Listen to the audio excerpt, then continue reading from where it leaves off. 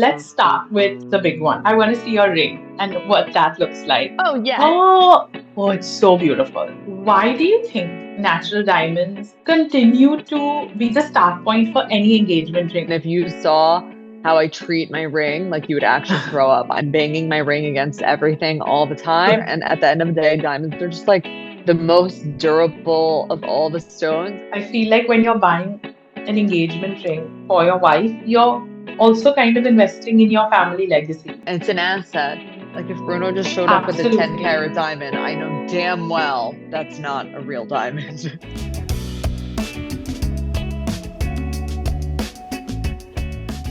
Julia, thank you so much for joining us today. We are so excited to be talking to you about this. Uh, Personal big fan of your Instagram account right here, let me tell you. I'm obsessed with your content. Priyanka, I'm a And big fan of you. no, stop. But I have to tell you, we're all obsessed with your content and the fact that you nail Indian jewelry and you just get the pulse of a place so far away from you is pretty amazing, let me tell you. Thank you. But I feel let's start with the big one, the big question. Why do you think natural diamonds continue to be the start point for any engagement ring? I'm going to give you a very jewelry industry answer. I work as a gemstone wholesaler, and at the end of the day, diamonds are just like the most durable of all the stones. And if you saw how I treat my ring, like you would actually throw up. I'm banging my ring against everything all the time. And on top of that, diamonds are just so brilliant and sparkly and beautiful, and they're a neutral that matches everything. Oh, 100%. They say they're a girl's best friend for a reason, and I think most girls are self-proclaimed clumsy, like all of us are. And just like you're saying, I mean, my engagement ring has been in the strangest of places and is 90% of the time, we sound so bad for saying this, but is in this little bowl in my bathroom that sometimes I just clank in. But you're completely right. It's stood the test of time. It absolutely They has. do, And they do just stand the test of time. they do. And I feel while people are sticking to their solitaires, there is a massive move towards hyper personalization and custom cuts and secret engravings. What's the most creative or meaningful idea you've seen recently? Whether it's a friend or a celebrity or anyone where you think they've done such a creative job with their ring. Well, I don't know specific people, but I could tell you about some designers that I've seen who've made really, really interesting engagement rings. Um, Obviously, Jessica McCormack kind of brought back the Georgian Oh, setting, and when she first yes. reintroduced it to the jewelry industry, it was super new and interesting and cool, and it still is new, interesting, and cool, but now everyone is also copying her. Um, and I think that there are other people like Mason and Books, the designer's name is Jamie Books, who uses like such heavy, beautiful, puffy gold. I don't know how else I would say that. And other Yeah, that designers sounds like stunning. Arielle Ratner with her nebula engagement rings. I think that we're very much in an era that people don't want to be like anyone else. I think that we've been oversaturated with content of aspirational women and girls, and everyone's a little bit tired of looking at the same thing all the time. What do you think are the key things a buyer should watch out for in terms of look, value, wearability when they are buying something as important as an engagement ring? Do you think Yes. do you think we should stick to the classic or is it okay to go a little out of the box? So I think it's definitely okay to go out of the box, and it is engagement rings are so personal, and you should choose just exactly what you love.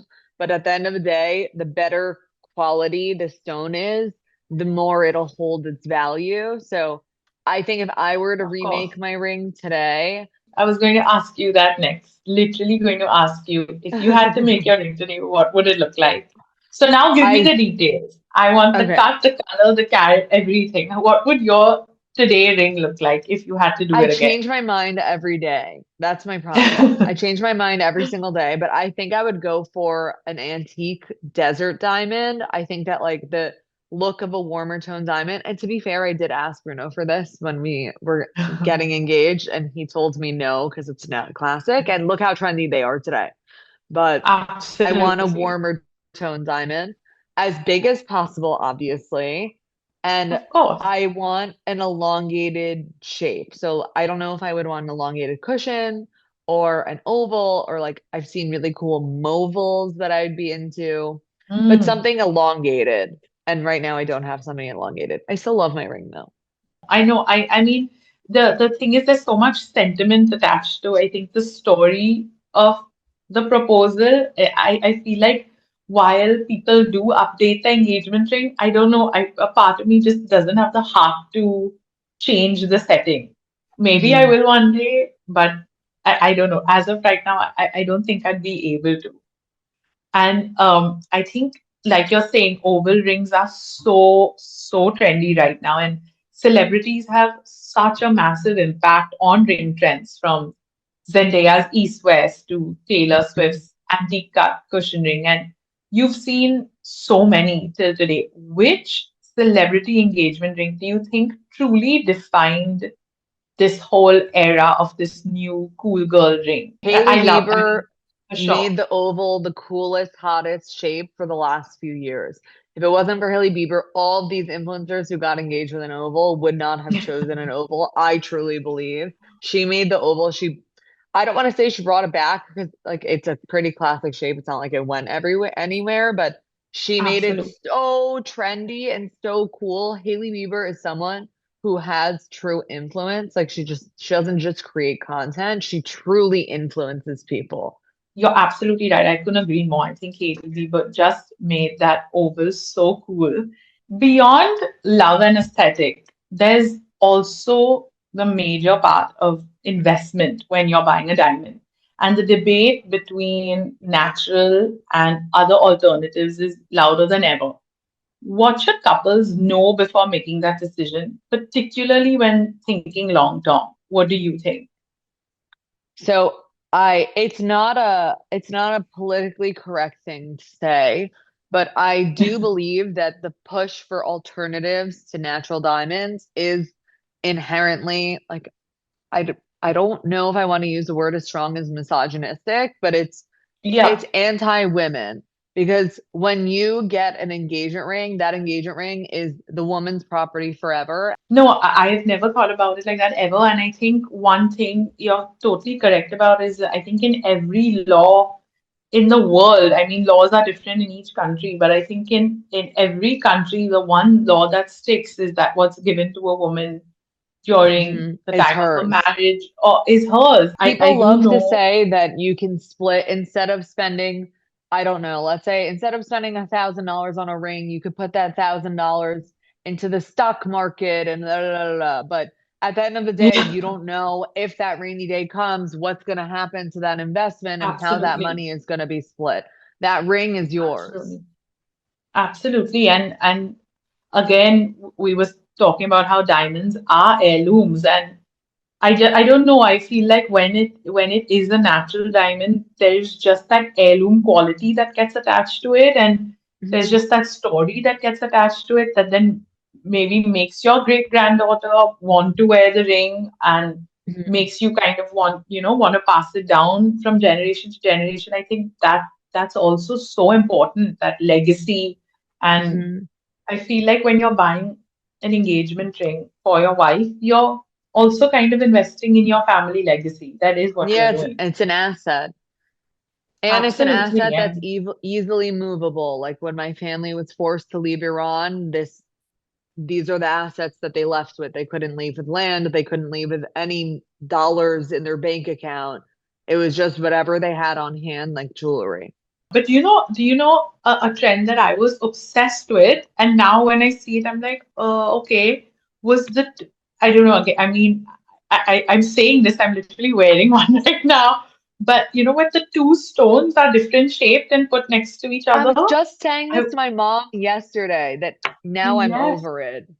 I'm over And I it. think it's I because was people do it with synthetic stones so often that I got turned off to exactly it. 100%. And I think that kind of trickled down into high street almost. So I think I've seen so much of it in at H&M. I think that's what has kind of, I don't know, I feel like that's just one that's kind of passing its sparkle, I Yeah. Oh think. man, that was like you nailed it. So tell me about the most outrageous engagement ring you've seen on Instagram. I mean, there's like different versions of outrageous. I think that Lauren Sanchez has an extremely outrageous ring.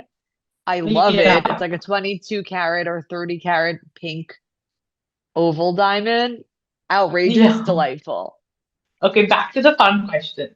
I would love your hot take on what carat count is the minimum must have for a proposal. I mean, of course, I know that everyone's budget is super important, and the saying is 3 months of your salary, which sometimes I also think is a bit. I mean, It's it's pretty three crazy. months Yeah, of I think your. it's too It is much. pretty crazy. Yeah. But do you think maybe the story matters more than the size now? I think that for Yeah, whatever budget you have for the ring, that's all that matters. Just because you, I don't know if it looks if the size of your ring looks out of place, it also is like not so slay. Like if Bruno just showed up with a 10 absolutely. carat diamond, I know damn well that's not a real diamond.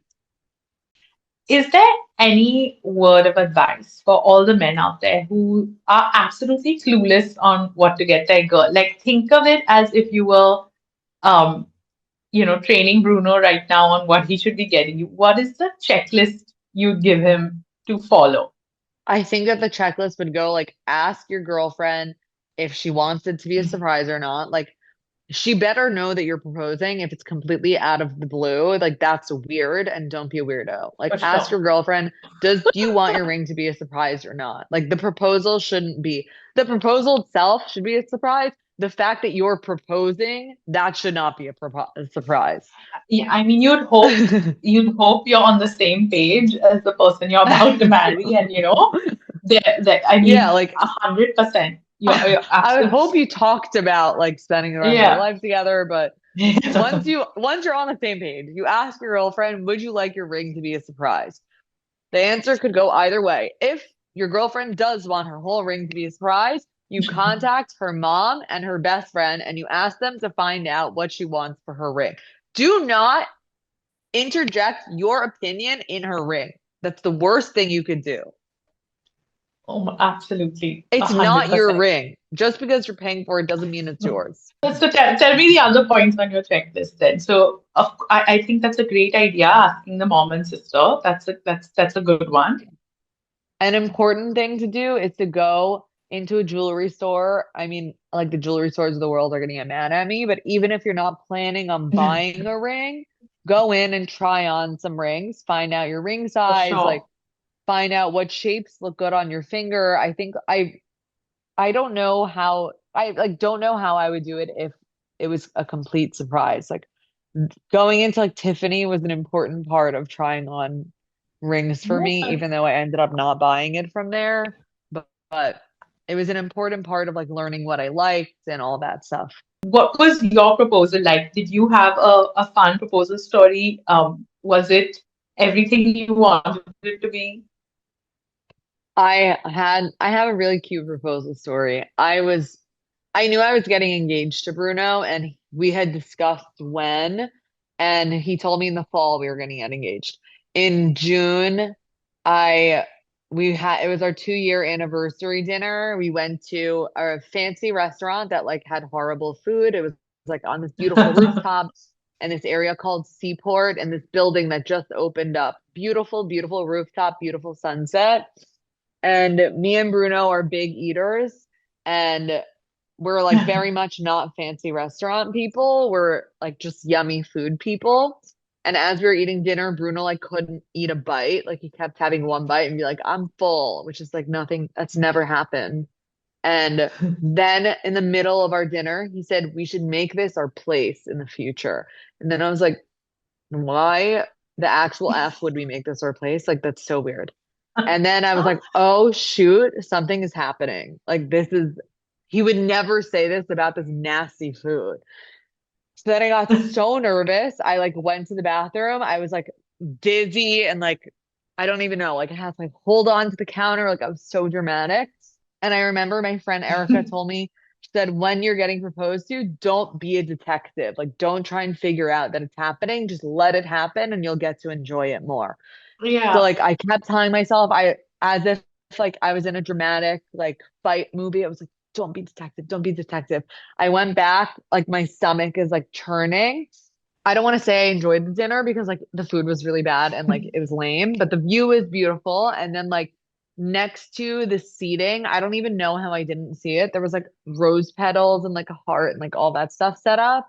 And he took me there and he proposed after. And his intern at the time was our photographer, which is so funny. Literally not his job at How all. Bruno like sweet. works in real estate. And did so obviously those are you get the cutest pictures ever, and then you get to have that for forever and always. Oh yeah. I And love then my straight from our proposal pictures. proposal, sorry, I forgot like the most important part. Straight from our proposal, because I told him I wanted a private proposal. All my friends and family were waiting for us like across the city in another location. And we had like the craziest night ever. Like DJ, obviously like bar. And it was just like the most fun I've ever had. First of all, first show, I want to see your ring and what that looks like. Oh yeah. And also, oh, oh, it's so beautiful. Thank And you. you designed that, right? You were saying you helped design it, which is so again I so helped, but important. honestly, when I got engaged, I was so young that like I didn't really know what I wanted. I just told Bruno to copy Kim Kardashian's ring. Obviously, mine is much bigger than hers, but Of course. No, it's beautiful. It really is. Julia, thank you so much for joining us today. It was such a fun chat. I mean, I didn't know who better to talk to when it came to engagement rings than you and all the thank knowledge you you. have about diamonds. Thank you so much. And also for um, just being someone who loves natural diamonds, the amount of amazing content you put about it on your page and being Thank a true you. lover of it. I think we're all true lovers of it, but I think you just have such a genuine love for it and it shows through the content you create so much, which is why I think you're so loved and you just made it so big Thank you. so fast because you can see it. Thank you.